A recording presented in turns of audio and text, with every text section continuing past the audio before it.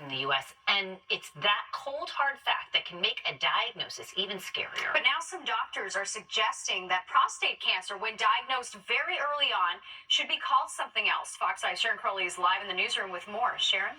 Yeah, that's right, Natasha and Teresa. Cancer, of course, is a word nobody wants to hear and a diagnosis nobody wants to get.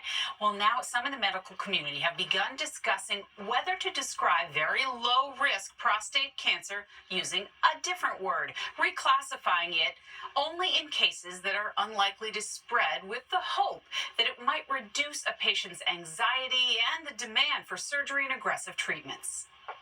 As soon as they hear the word cancer, their mind immediately kind of spirals. Dr. Jane Cho treats prostate cancer. She says many patients panic after getting a cancer diagnosis. Their mind immediately kind of spirals and thinks, oh my goodness, I have cancer, I need to do some sort of treatment as soon as possible. She says aggressive treatments for low-risk prostate cancer can be unnecessary.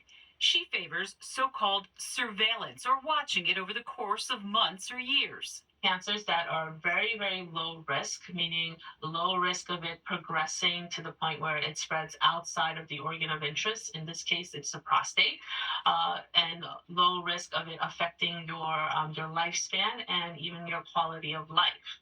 So because of that, the question becomes, does this patient even need treatment at this point? It's the center of an ongoing discussion in the medical community. Should cancer be called something else in the case of very low-risk cases?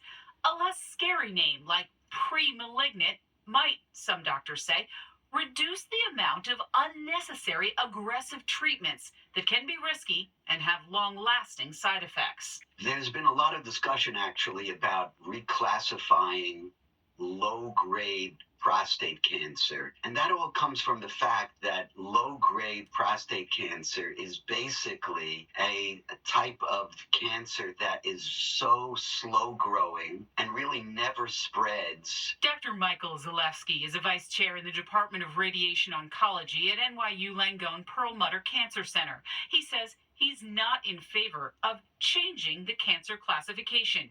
He fears patients might forego important follow-up care, putting their health at risk. There's been discussions about whether it should be called a cancer or not. But in general, the consensus is among the experts in the field that cancer, low-grade prostate cancer, is still called a cancer.